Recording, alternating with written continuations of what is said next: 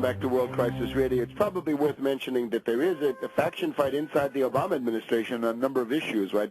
How far can you go in the betrayal of the Democratic Party base on this health care stuff? There are differences of opinion along those lines. There's no good faction. On Afghanistan, we're told that there's a split in the Obama gang on that. Biden says it's time to disengage. I think that would be the chaos card.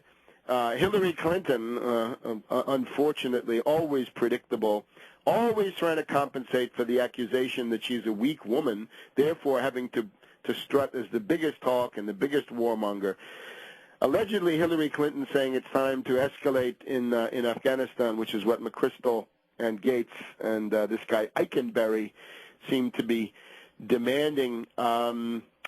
The idea is that Obama would continue the war in Afghanistan using Republican votes in the Congress to get the funding passed. Oh, my God, hope and change, and a Obama who leans on the warmonger neocon wing of the Republican Party. Anthony Cordesman, op-ed this week. This is a warmonger think tank operative, fairly authoritative as far as this goes.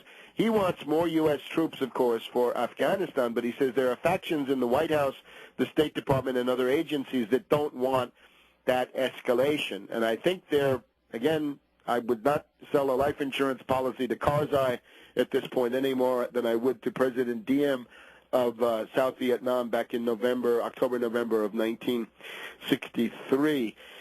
So what does all this lead to? Tremendous cynicism, and this is now our Weimar cultural look back. The Weimar era's tremendous cynicism, right? Cynical hypocrisy, cynical nihilism.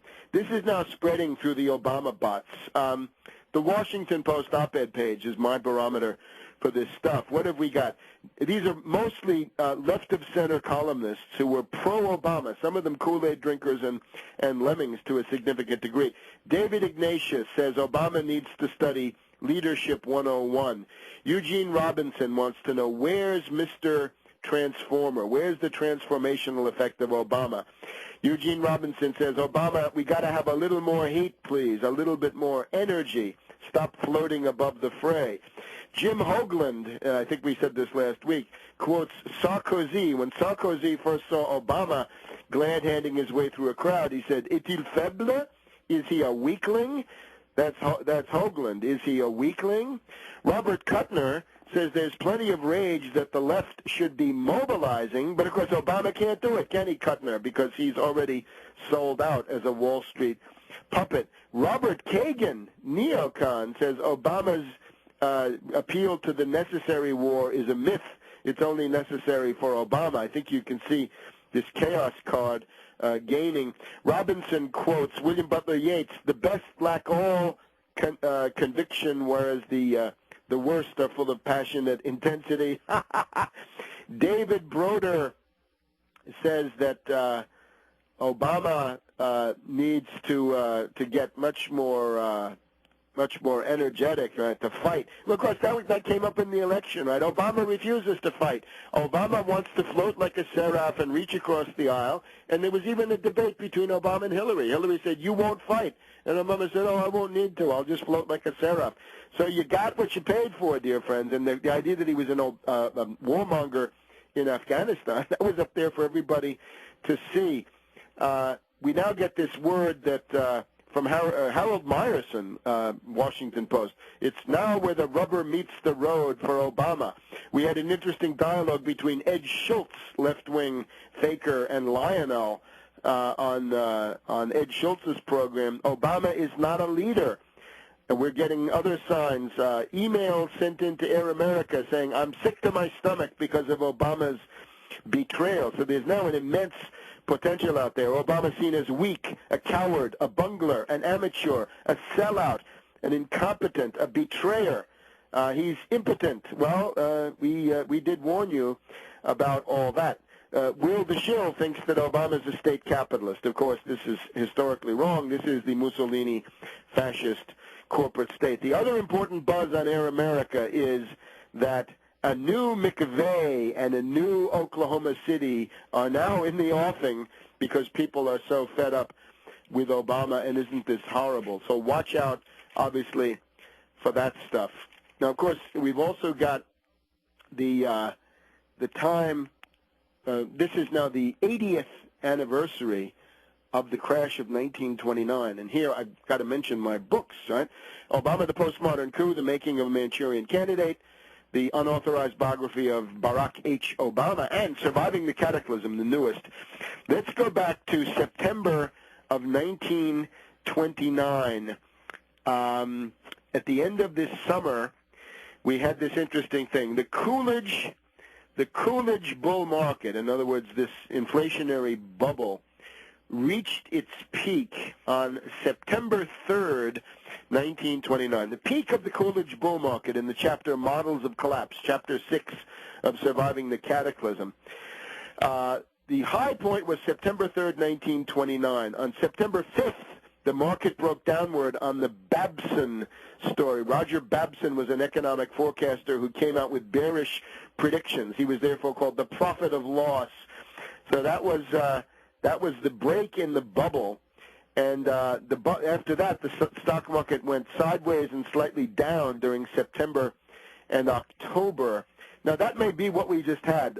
Tuesday of this week, September 1st, we had a 2% decline of the main averages, but Goldman Sachs went down 3% and Citibank went down 8%, a significant break, and that may have been a harbinger of something to come now. Who knows? On September 27th, 1929, Lord Montague Norman of the Bank of England raised the bank rate in London by 1 full percent. And this was, of course, the giant sucking sound of hot money fleeing from the New York margin market, where you could have broker call loans to finance stock purchases with credit, fleeing back to London for guaranteed high returns. And the British were followed by Austria, Denmark, Norway, Sweden, Ireland. British monetary authorities in India raised their discount rate by a full point. So the giant sucking sound as the hot money was pulled out of New York and across the Atlantic. And then we had a famous speech by the British Chancellor of the Exchequer. This is Lord Snowden of the Labour Party, saying that there's a speculative orgy going on in New York, and British credit is more reliable, and you can't trust New York. This is on October 3rd, 1929, speaking at the Labour Party conference in Brighton, England. So the interest rates in Britain very, very high. And then, of course, October 21st, 1929, the Great Crash began. That's 80 years ago, and there is a kind of rhythm in human affairs. 80 years, the number of generations that go into that seem to be, the possibility of similar events coming up now this autumn. I don't think deflationary crash is the most likely. I said it before.